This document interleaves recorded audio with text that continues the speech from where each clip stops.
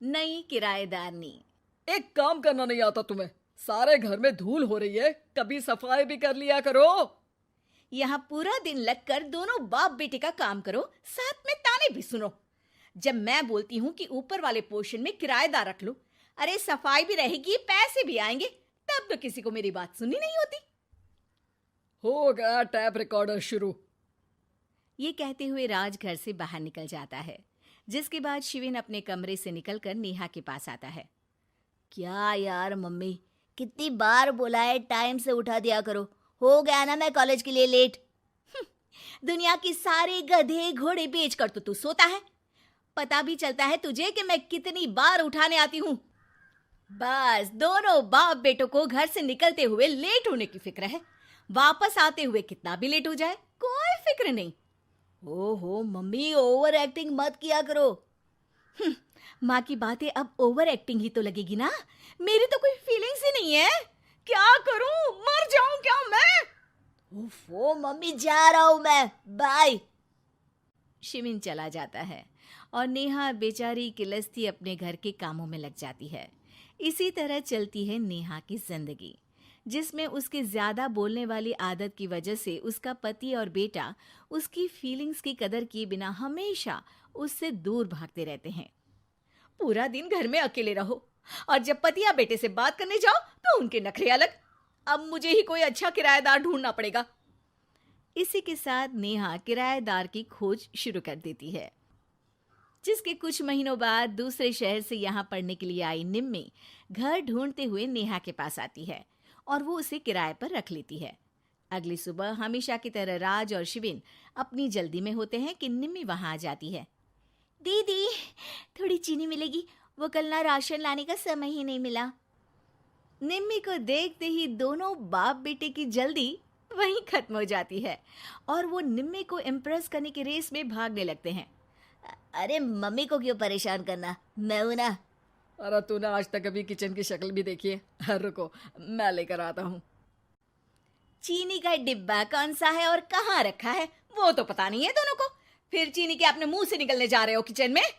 अरे मैं तो बस तुम्हारी मदद करने के लिए बोल रहा था। है क्या मदद? और वो भी तुम करोगे? सच में? अरे कोई तो सच बताओ, सुबह सुबह दोनों बाप बेटे कोई सूखा नशा करके तो नहीं आ गए ना? अरे कैसी बेकार की बातें करती हो मम्मी। अरे जब कौवा अचानक हंस की चाल चलने लगेगा तो शक होना तो लाजमी है ना। घर का ऐसा माहौल देख निम्मी वहां से जाने ही लगती है कि राज उसे रोक लेता है। अरे आपने चीनी तो ली ही नहीं? इट्स ओके भैया, मैं आज बिना चाय की ही कॉलेज चली जाऊंगी। जहां एक तरफ भैया सुन राज का दिल टूट जाता है, वहीं कॉलेज सुन शिविन खुश हो जाता है। वैसे आप कौन से कॉलेज में हो? इस पर निम्मी जवाब देने ही वाली होती है, लेकिन नेहा टोकते हुए बीच में बोल पड़ती है। अब दोनों को देर नहीं हो रही। हद है इनसे भी, कहीं बात बनने ही नहीं देंगे मेरी तो। अरे जा रहे, अब यहाँ बचाई क्या है? इस पर निम्मी के पीछे पीछे शिविन कॉलेज की तरफ और राज ऑफिस चला जाता है। इसी तरह दिन बीतने लगते हैं, जिसमें अब सुबह जल्दी जाना और शाम लेट आने का सिलसिला सुबह लेट जाना और शाम जल्दी आने में बदल जाता है। एक शाम वो दोनों समय से पहले ही घर वापस आ जाते हैं, जिन्हें देख नेहा हैरान रह जाती है। हाय मेरे रब्बा, अरे पहले घर जल्दी आना शुरू कर दिया और आज तो उससे भी जल्दी। कहीं मैं कोई सपना तो नहीं देख रही? मतलब अब क्या हम अपने घर भी जल्दी वापस नहीं आ सकते? अरे घर तो कितने सालों से तुम्हारा ही है, पर लगता है कि अपना ही है, इस बात का एहसास अब हुआ है। वो सब ठीक है मम्मी, निम्मी कहाँ है? जरा उसे बर्थडे विश तो कर दूं। अरे वाह रे, आज तक तो अपनी माँ का बर्थडे तुझे याद नहीं रहा, उसका बहुत याद है। वो तो मुझे पापा ने याद दिलाया है। हैं? अरे क्या बोल रहे हो तुम झूठे? नहीं बेबी, देखो मुझे तो तुम्हारा बर्थडे भी याद नहीं रहता, तो उसका कहाँ से याद रहेगा मुझे? तौबा, मैंने तो किराएदार रखकर अपने ही पैर पर कुल्हाड़ी मार ली। बेटा तो बेटा, यहाँ तो बाप भी किसी से कम नहीं है।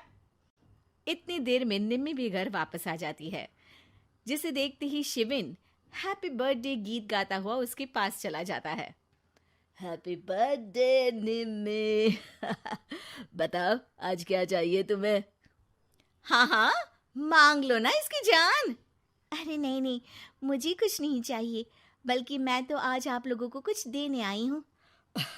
क्या क्या देने आई हो? निम्मी अपनी बैग में से मिठाई का डिब्बा और शादी का कार्ड निकालती है। ये मेरी शादी का कार्ड और मिठाई। आप सबको मेरी शादी में जरूर आना है और इसी खुशी में मिठाई खाइए। निम्मी की बात सुनकर जहां शिविन और राज शौक में आ जाते हैं, वहीं नेहा हंसने लगती है। दिल के अरमां आंसुओं में बह गए। नेहा की बात से कंफ्यूज्ड निम्मी उससे इसकी वजह पूछती है, जिस पर नेहा अपने पति और बेटे की सारी करामातें उसे बताती है। आई कांट बिलीव, आपको मैंने भैया बोला, और शिविन तुम्हें तो मैं हमेशा छोटे भाई की तरह समझती हूँ, लेकिन कहते हैं ना, man will be always man. लेकिन आज से ये विमेन सेम नहीं रहेगी इनके लिए। फिर क्या, बाप बेटे आगे आगे और नेहा झाड़ू लेकर उनके पीछे पीछे।